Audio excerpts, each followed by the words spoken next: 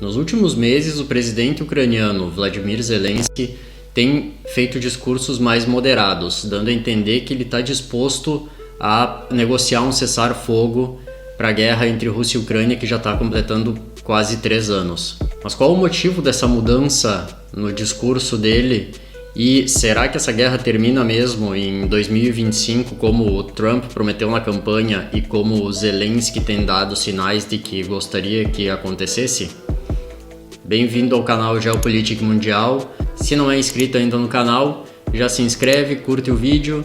Isso é muito importante para o nosso trabalho e para que esse vídeo chegue para mais pessoas. Depois da vitória do Trump nas eleições norte-americanas em novembro do ano passado, nós vimos uma mudança radical no discurso do Zelensky, de um discurso de declarações agressivas que ele fazia contra a Rússia e até mesmo contra os países que apoiam ele, países europeus e Estados Unidos, para um discurso bem mais moderado, sinalizando que está aberto a negociações, que gostaria que a guerra terminasse nesse ano de 2025. Então ele mudou drasticamente a posição dele em relação ao ano passado. Embora exista a possibilidade dessas negociações, embora o Trump já tenha falado nessas negociações, o Zelensky também já sinalizou que estaria disposto e o Putin também disse que negociaria com o Trump, a gente ainda não tem uma posição clara do que vai acontecer. O Putin não reconhece o governo ucraniano, ele alega que o Zelensky é um presidente ilegítimo, porque deveriam ter sido realizadas eleições em maio de 2024 na Ucrânia, e que supostamente, se isso fosse feito, o Zelensky não venceria as eleições. O Zelensky alega que não realizou eleições devido ao estado de guerra, a lei marcial que está imposta no país, que não pode ser realizado eleições enquanto o país estiver em guerra. Mas ele também assinou um documento em que ele se recusava a negociar com o Putin. O Trump afirma que vai se encontrar nos próximos dias com o Putin, embora ainda não tenha uma data definida. E essas declarações que o Zelensky tem emitido, sinalizando que estaria disposto a negociar um cessar-fogo e sentar junto com o Putin, embora somente se tivesse a presença de Estados Unidos e de membros europeus, é uma forma de ele poder se sentar à mesa, porque se ele não se mostrar um pouco mais flexível, pode ser que o Trump e o Putin se sentem e cheguem a um acordo sobre o que fazer, que provavelmente vai ser muito prejudicial à Ucrânia.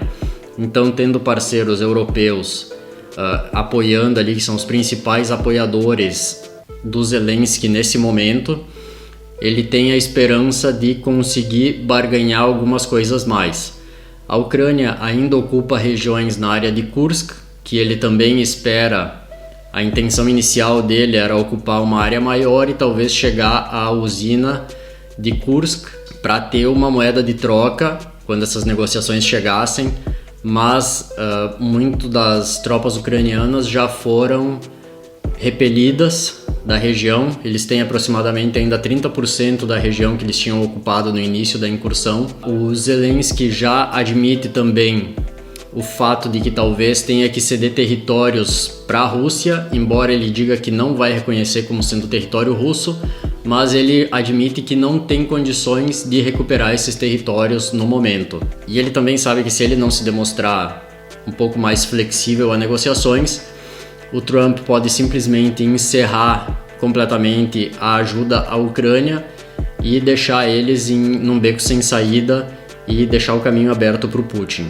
Em contrapartida, o Trump declarou essa semana que ele estaria disposto a continuar a ajuda à Ucrânia de armas e equipamentos, porém essa ajuda estaria ligada à Ucrânia ceder para os Estados Unidos terras raras, que são terras onde contém petróleo, gás natural e minerais que hoje os Estados Unidos dependem da China para conquistar esses minerais. Então o Trump quer barganhar com o Zelensky essa ajuda em troca do direito de exploração desses bens para diminuir a dependência norte-americana da China, agora que o Trump declarou uma guerra comercial com vários outros países, e o Zelensky já sinalizou que ele estaria também aberto a isso, e provavelmente esse era um dos tópicos que não tinha sido divulgado, que constaria no plano da vitória que o Zelensky estava apresentando em outubro, novembro do ano passado, antes das eleições dos Estados Unidos, que ele estava apresentando para o Biden, para o Trump e para vários líderes europeus, que continha outros itens, e supostamente esse era um dos itens que tinha sido mantido em segredo. Enquanto isso, caso nenhuma dessas alternativas dê certo para o Zelensky, ele exige que as armas nucleares que a Ucrânia entregou em 94 sejam devolvidas ao país para eles terem o direito de defesa, e que se isso não fosse feito, ele iria então começar a produzir essas armas nucleares na própria Ucrânia.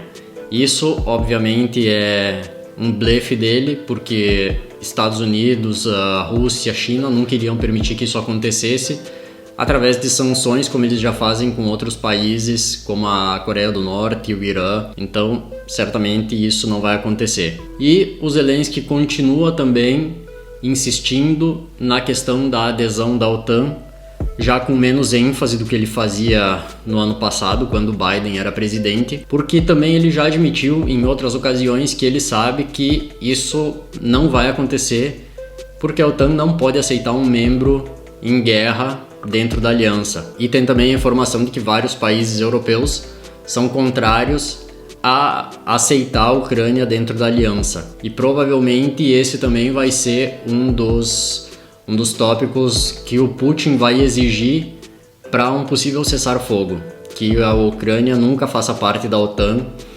Então isso é uma coisa que não vai acontecer num futuro próximo.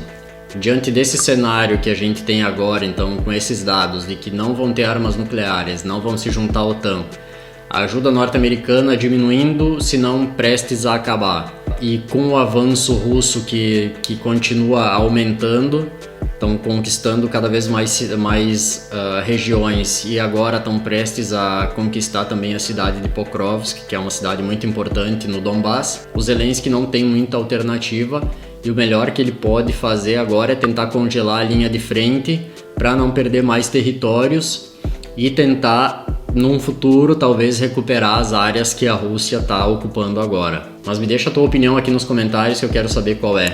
Tu acha que o Zelensky vai conseguir recuperar terreno, ou o Putin vai continuar avançando, ou a gente vai ter um cessar-fogo? O que vai acontecer aí na Ucrânia? Valeu, obrigado por assistir até aqui, até a próxima.